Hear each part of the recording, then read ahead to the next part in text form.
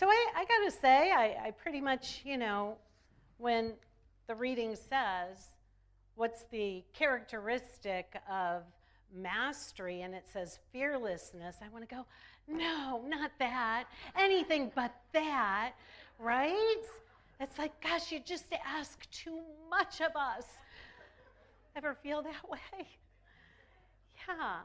But the truth of the matter is that our teaching is so very simple. Not always easy, but it is simple. What we're given is truly, what I always say, is a binary proposition. Binary meaning two, it's one or the other. You've got a 50% chance of getting it right in any given moment.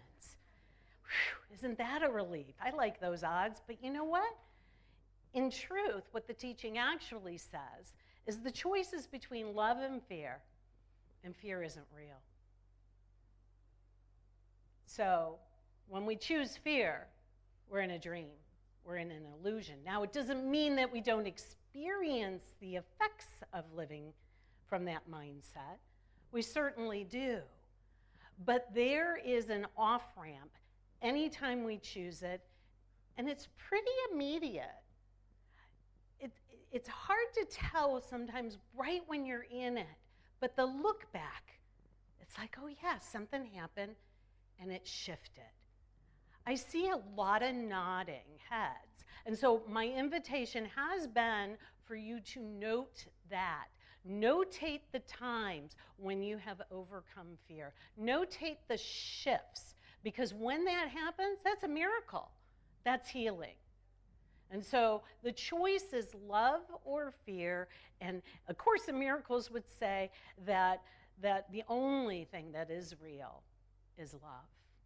And so we're choosing love. The title of our conversation today is Fearless in Unity, Limitless in Life.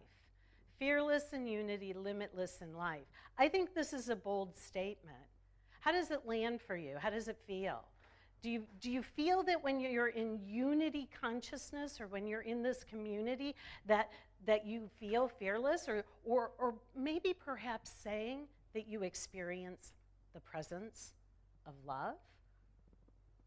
Because I know I do when I'm amongst this community and in it. I feel love, and when I'm feeling love, I'm not in fear. There's an absence of fear. And when we're practicing love, when we're choosing, when we dedicate our life, when our main desire, our only desire, is to be as God created us to be, to live the truth that is true always, which is that love is the only reality. When I choose that, I'm happier in life. I'm trusting. Last week we talked about last week we talked about the fact that our teaching says that love embraces all things. Love embraces all things. Love allows all things. Love accepts all things. It trusts all things. I don't know about you, but like for me, I'm not always able to embrace all the things in my life.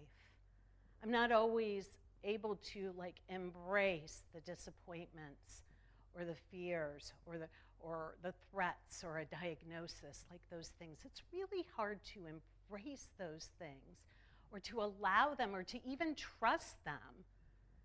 But what our teaching is saying is that you may not be able to of your own self, but there's something within us that can.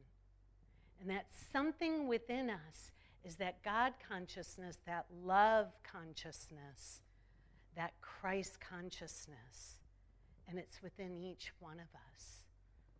I had talked about the idea that I think I showed a picture of a tree, and that I had visited my home, and that the tree represented home base. And the game that we played as a little kid was hide and seek. you know, 1, 1,000, 2, 1,000, and everybody disperses. And if you're it, you try to tag somebody before they get to home base. And where we're at today is we're kind of letting go of that game because life has become that game in a way. We go off in the world and we play hide and seek.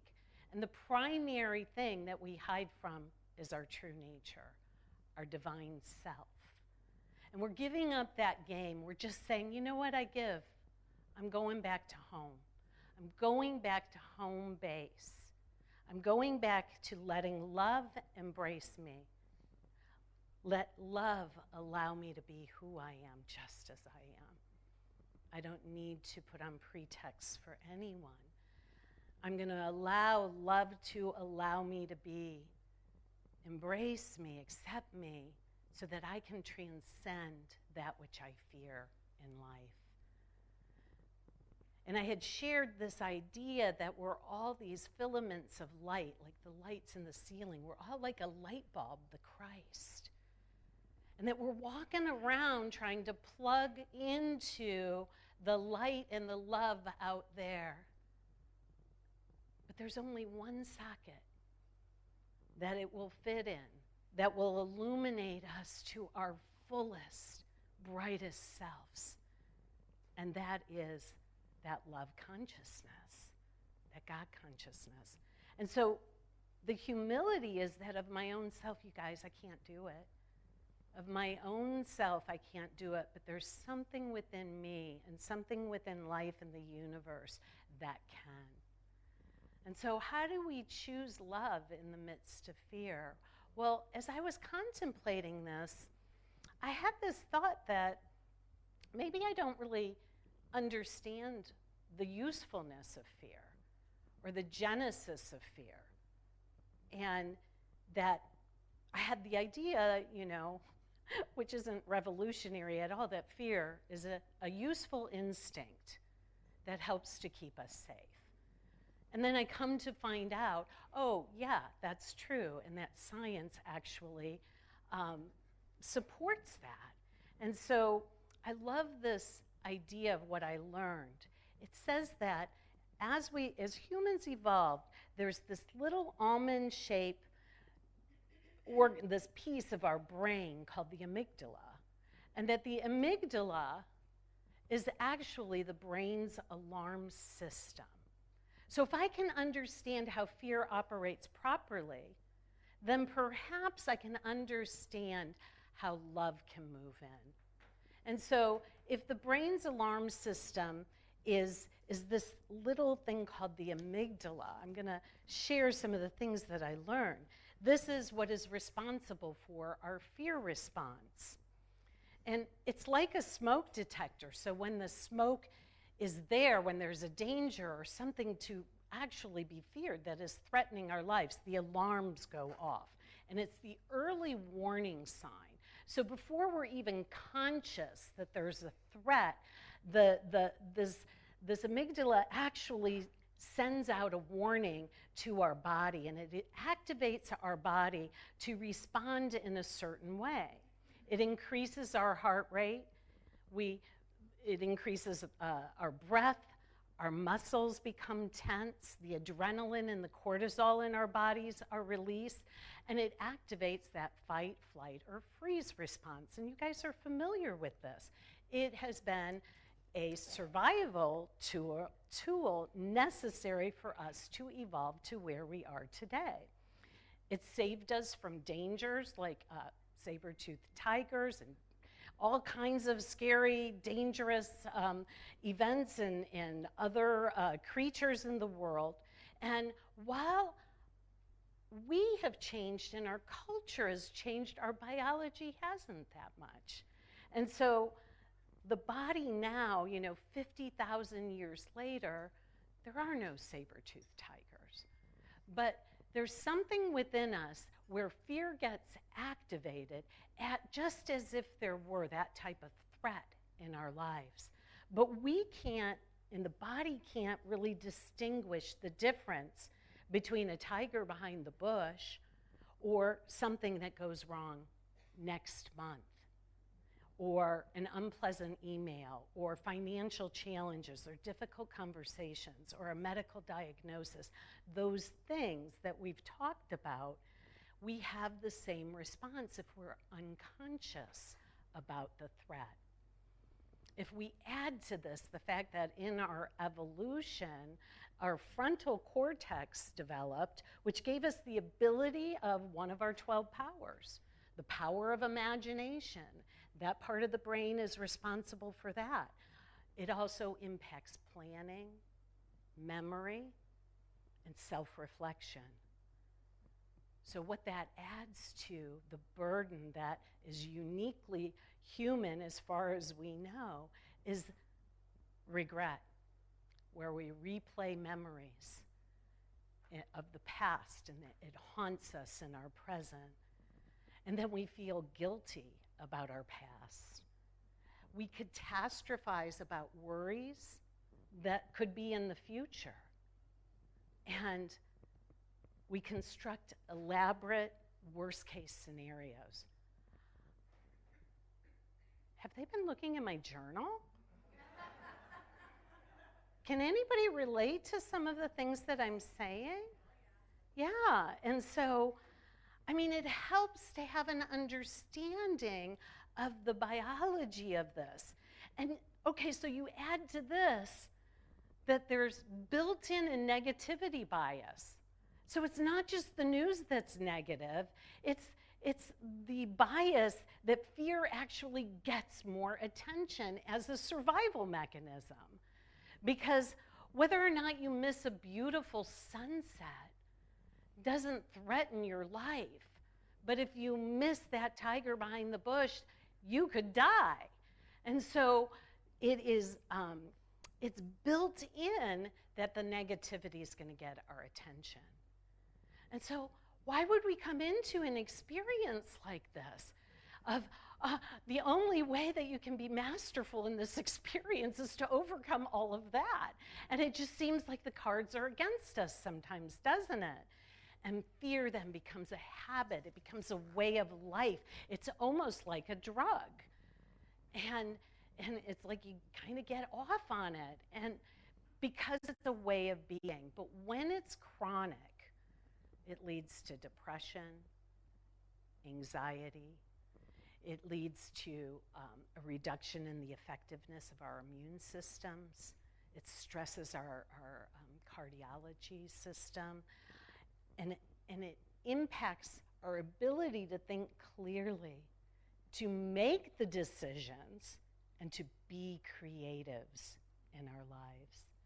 So why would I tell you all about, like, why it's built in to be fearful, when I'm also saying fearlessness is the one characteristic that we require for mastery and for choosing love? It's to pause and take a breath, and to let ourselves off the hook, and to be gentle with ourselves, and to have and to invite an understanding, and to remember our spiritual teaching, that we are spirit first. We're spirit before a body. We're spirit before a biology. We're spirit, and that aspect of us is built in too. And the more we focus on that, the more we receive that. And love is the antidote for everything that I just listed. Just one thing: love. Love. And what does love do? It embraces. We're not a teaching of avoidance. We embrace all things. We trust all things. We allow all things. So what do we teach our children when that fire alarm goes off and a fire is happening, and maybe somebody catches, like their clothing catches on fire? What do we teach our kids to do? We teach our kids to stop, drop, and roll. Stop, drop, and roll. So based on this idea, I created a spiritual response to fear, We're going to stop, drop, and roll, my friends, just like we did when we were little kids. But the stopping, dropping, and rolling is just a little bit different. So we're going to stop and do what I say always from the beginning of time, from the beginning of being here. We're going to stop and pause, and we're going to start breathing. We can practice that right now, because I got all worked up about those tigers behind that bush and all that. Oh my God, that story. I'm going to pause and I'm going to take a breath. And I'm going to breathe. And just that very act impacts the biology of that fear response within the body. The heart begins to slow. The mind stops racing.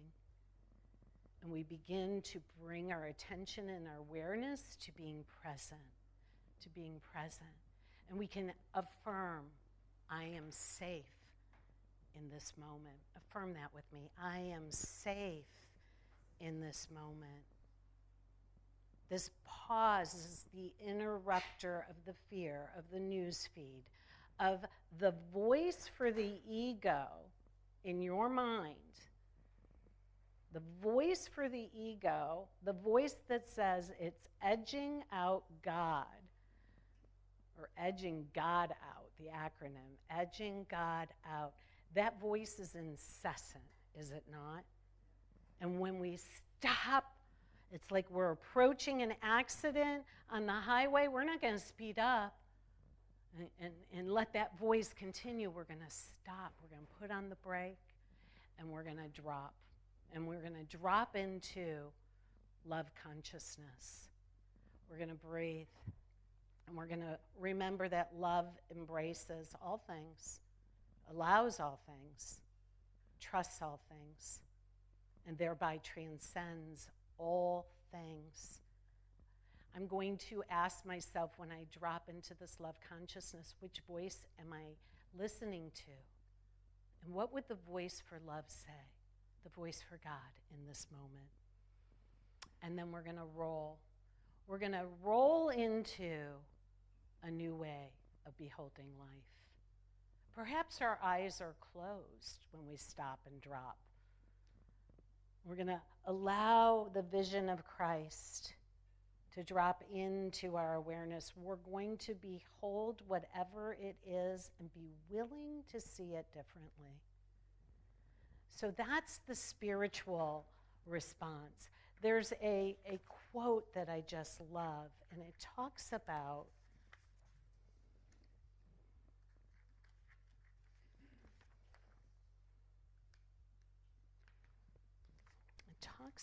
how whatever the impediment to action is, the impediment of action advances action. So whatever it is you think is the obstacle to love, whatever your impediment is, that is exactly what is showing us what the next action is. And what it says, the quote goes on to say, that what stands in the way becomes the way. Whatever seems to be in the way becomes the way. And so I just breathe there. It affirms for me that my life, just as it is and just as it isn't, is actually perfect. That challenge that is causing a fear response is actually my opportunity to stop, drop, and roll and choose love. It's the opportunity to practice what we preach. I got news for us all. We can listen to all kinds of great stuff, great speakers, beautiful, inspiring music, but unless we put it into practice, it's not going to make any difference in the world. This is a teaching, and we are a community that walks the talk. And the walk this week and now is to do that spiritual stop, drop, and roll. The moment we feel fear, and you're going to feel fear probably before we're going to realize it's fear. Oh my gosh, my heart's racing. Oh my gosh, I feel anxious. Oh my gosh, I'm worried about the future. or I'm regretting the past, or I think somebody or something has to be different than what it is. All of those are telltale signs I'm in fear. And they happen, frankly, thousands of times a day. So I've got 1,000, goody. I got 1,000 opportunities a day to practice what I preach. Gosh darn it. 1,000 of them to do that. And in any given moment, we can remember how simple the choice is. Fear as an instinct. Fear is something that was a gift, is a gift. We don't need to vilify it, we just need to understand it. Remember, we're a teaching of embrace. So fear as an instinct, but love is a choice. And you have free will. You can choose all day long. Thousands of times you get to choose. You get to choose love. So the body was designed for just moments of fear. But you as a spirit are designed as love and to be the extension of love. And it restores us to our true nature. It allows the body to respond, and it refuses to let fear become the ruler.